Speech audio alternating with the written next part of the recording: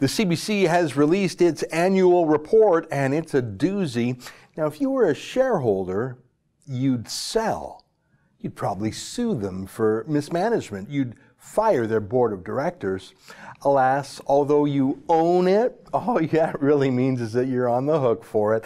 Justin Trudeau and his extremist new heritage minister, a lifelong environmental activist from Quebec named Stephen Guilbeault, they control it. And they use it the way other countries use their state broadcasters, whether it's Vladimir Putin's RT, Russia Today, Qatar's Al Jazeera, or Turkey's TRT. That's their global broadcaster. Each of those broadcasters occasionally tells the news straight up. Sure they do. And each of them has interesting people on it. Sure they do. But like the CBC, at the end of the day, they know who their boss is, and they pay extremely close attention to what their bosses want. Turkey's Erdogan, Russia's Putin, and Canada's Trudeau. So the CBC is a propaganda machine, really. You know that because it seeps from the news into the entertainment divisions. I use the CBC's so-called comedy department as a barometer for this. If there's a new Liberal Party talking point on Monday, you'll see it show up later in the week on, say, This Hour Has 22 Minutes. They're one of their comedy shows. I mean, fat jokes, for example, about Ontario Premier Doug Ford. Several anti-Trump tweets a day, really.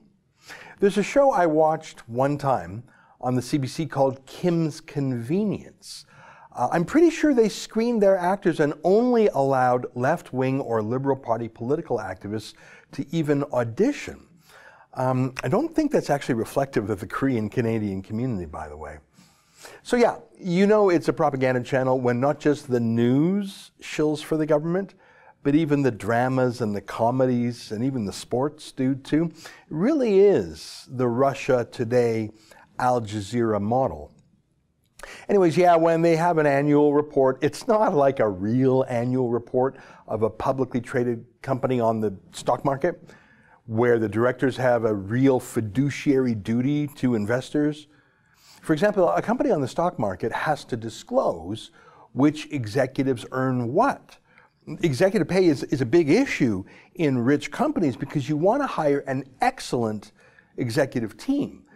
And it's absolutely appropriate to reward them well if they meet their targets. And conversely, to sack them if they fail. And to be able to know the difference. The CBC keeps all of that a secret from you and me. We know how much staff on Parliament Hill make. We know how much MPs and senators and cabinet ministers, and we even know how much Justin Trudeau makes. We know their expense accounts, or most of it. We know a lot about our elected politicians, but not for the CBC that we all own, even though we allegedly are its shareholders. We're not. It's a fake, this whole annual report thing. It's disinformation. It's a trick. Even the British version of the CBC, the BBC, even they disclose their salaries. Not the CBC. It is obviously shockingly high how much they pay their talent if they insist on keeping it a secret. Otherwise, why would they keep it secret? Anyways, the annual report is a propaganda exercise, just like the rest of the CBC is, but tucked away amongst its many self-praising pages are a few details that are shocking nonetheless. Like I say, in a publicly traded stock market company, someone would be sacked for this, but no one gets sacked in government, do they?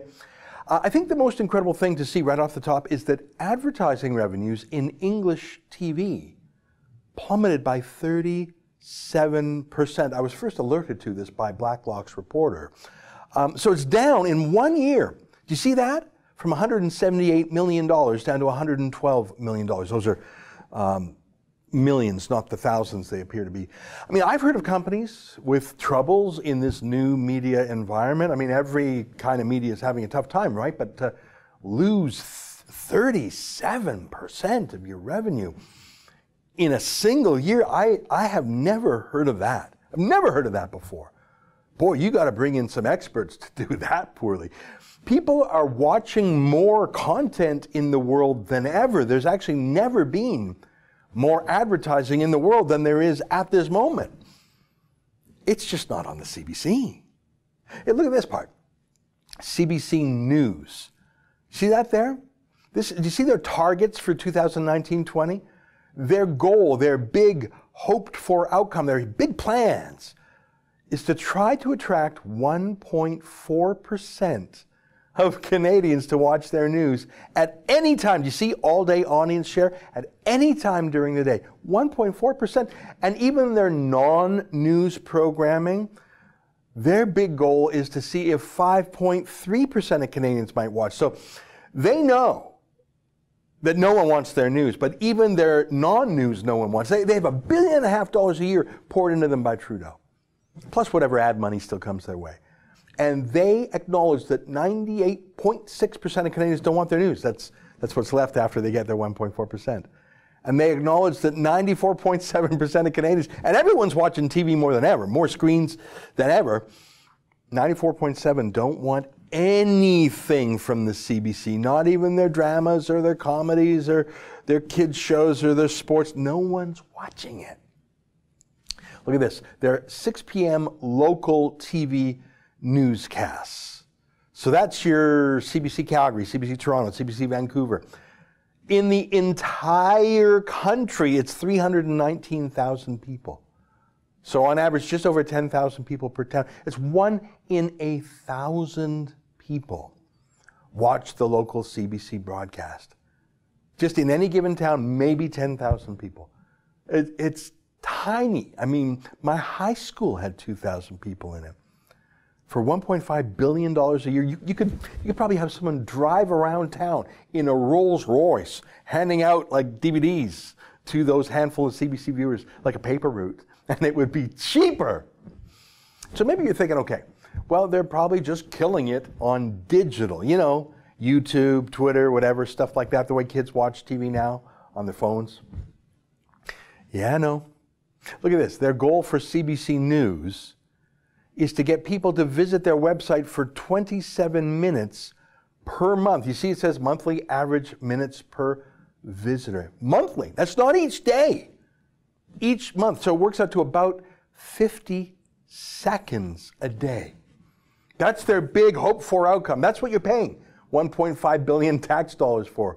By the way, we here at The Rebel have 1.28 million subscribers, and we get millions of visitors a month. And our average viewer, according to YouTube, our average viewer watches our average video for 4.5 minutes per video. So we don't get people who stay for 50 seconds. Every single one of our videos keeps our viewers an average of 4.5 minutes. That's according to YouTube stats.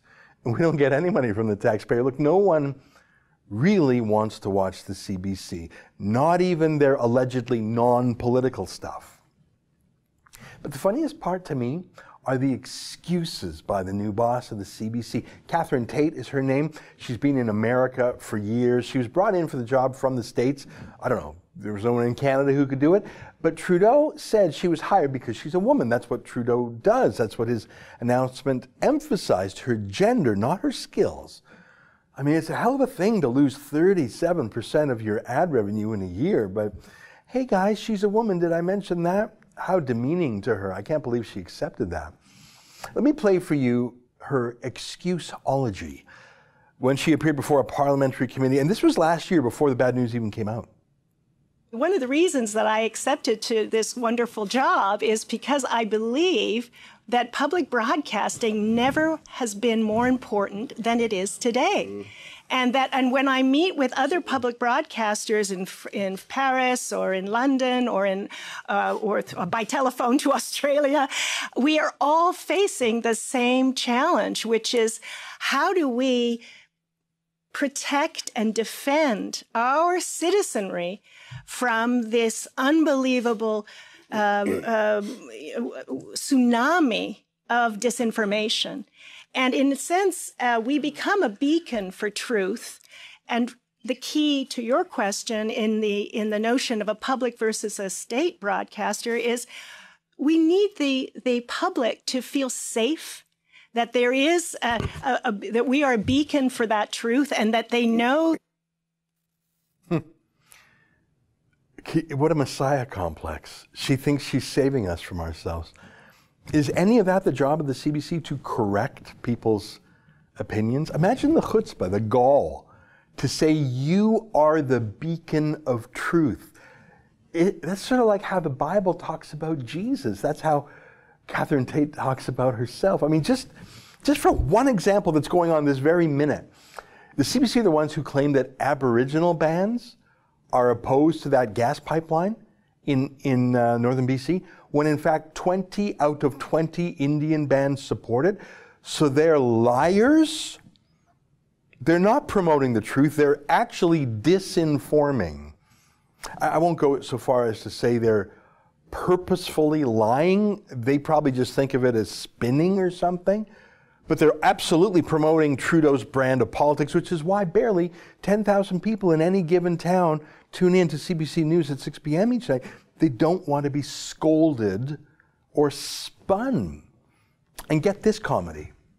Everybody makes mistakes, but the journalistic standards and practices state very clearly: we measure, we research, we're transparent, we weigh, we try very hard to present both sides or all sides of a particular subject. That is the nature of the public service and the mandate. Do you think that's true? Does the CBC present the other side of the story? Does it present the skeptical side of the story with regards to the theory of man-made global warming? They do not. In fact, they explicitly say they won't have climate skeptics on. Do they have skeptics of mass immigration? Do they have anyone who's pro-Trump or even just, for example, skeptical of the 3-year Russia collusion hoax? Don't make me laugh. Hey, that could be the CBC comedy department's motto. Don't make me laugh. They're very successful at that. The thing is, look, we should be crying, not laughing. We Canadians have never paid more for the CBC in taxes than we do now. And they've never had fewer people listening and watching and clicking as a percentage of the population as they do now. They're shrinking. I guess that's a kind of good news. That's an excerpt from the Ezra Levant Show, which is a show I do every day. I do a monologue, interview an interesting guest, and then I read my hate mail. But you've got to subscribe to it, which you can do at premium.rebelnews.com.